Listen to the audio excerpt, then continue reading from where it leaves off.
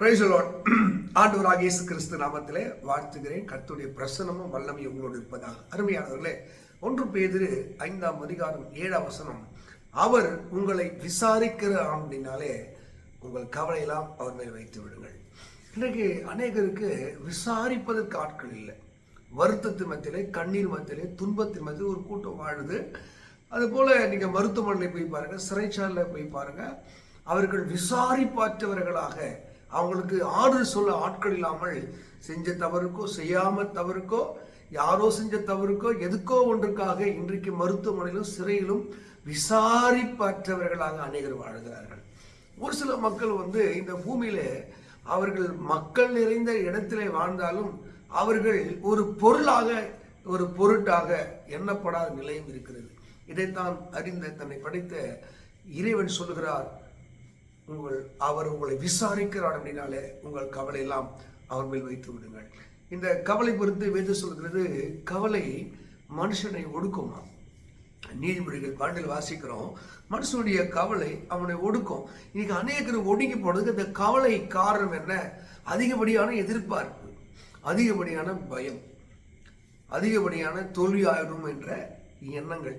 இது அவர்களை ஒடுக்கி செயலற்று போக செய்யக்கூடியது. இதைத்தான் ஆண்டவர், உங்களை ஒரு விசாரிக்கிறவராய் இருக்கிறார், அவர் மேல உங்க கவலை வைத்து விடுங்கள்.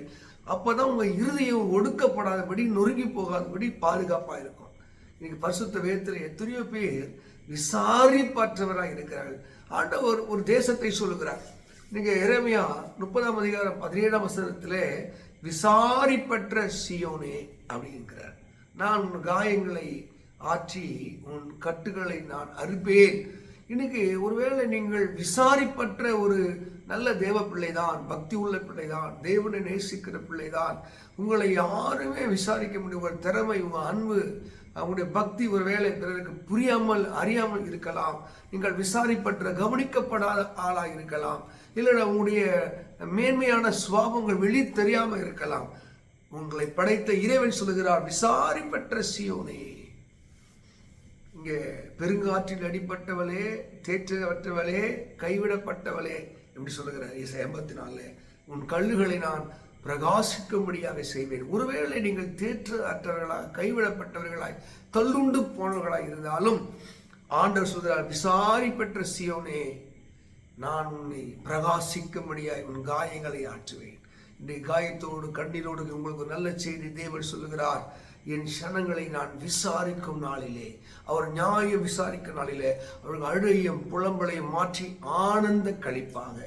ஒருவேளை நீங்கள் அழுகிற காலமாய், துக்கிக்கிற காலமாய், கண்ணீருடைய காலமாய், ஒருவேளை தனிமைப்படுத்தப்பட்ட காலமாய் நீங்கள் கடந்து வந்திருக்கலாம். ஆண்டவர் எல்லாவற்றையும் மாற்றி உங்களை விசாரிக்கிற காலம், உங்கள் அழுகையை மாற்றுகிற காலம், கண்ணீரை மாற்றுகிற காலம். பாருங்க, ஏசாயா அப்படி சொல்லுகிறார், சாம்பலுக்கு பதிலாக, துயரத்துக்கு பதிலாக உங்கள் துயரத்தை விசாரித்து, உங்கள் சாம்பலை விசாரித்து அவர் சிங்காசனத்தை தருவாராம். உங்களுக்கு சிங்காரத்தை, பியூட்டியை, அழகை தருவாராம். அதனால நீங்கள் அந்த சோதனையோடு பாடுகளோடு அமிழ்ந்து போகாதபடி உங்களை விசாரிக்கிற நாள் வருகிறது, உங்கள் நியாயம் விசாரிக்கிற நாள் வருகிறது. உங்கள் துக்கத்தையும் கண்ணீரையும் அறிந்து கணக்கு செய்கிற நாள் உண்டு. விதைக்க ஒரு காலம் உண்டு, விதைத்ததை அறுக்க ஒரு அழுகிற ஒரு காலம் இருக்கிறீங்களா, நீங்கள் சிரிக்கிற ஒரு காலத்தை தேவன் வைத்திருக்கிறார். அதனால அவர் பரிசுத்த வேதத்துல எத்தனையோ பேருடைய, அந்த யோவான் சுவிசேஷம் 5ஆம் அதிகாரத்துல 38 வருஷமாய் ஒரு மனுஷன் விசாரிப்பற்றவனாக இருக்கிறான். அவனைத்தான் தேடி இயேசு போனார். உன் படுக்கை எடுத்துக்கொண்டு நட என்று சொன்னார்.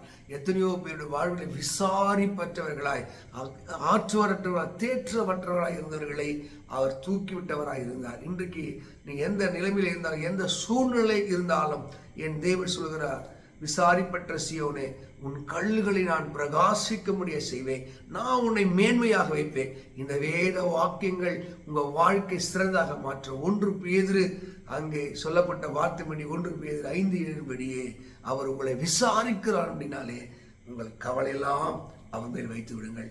இந்த வேத வாக்கின்படி உங்களை விசாரிப்பார், கண்ணீரை துடைப்பார், உங்கள் சாம்பலை சிங்காசனமாய் மாற்றுவார். ஒருவேளை விசாரிப்பட்ட சீயோனாக இருந்தாலும் உன் காயங்களை ஆற்றி உங்கள் கண்ணீரை அவர் துடைக்கிறார் இருப்பார். இந்த வேத வாக்கியத்தின்படி தேவன் உங்களை ஆசீர்வதிப்பாராக. ஆமென். God bless you. God bless you.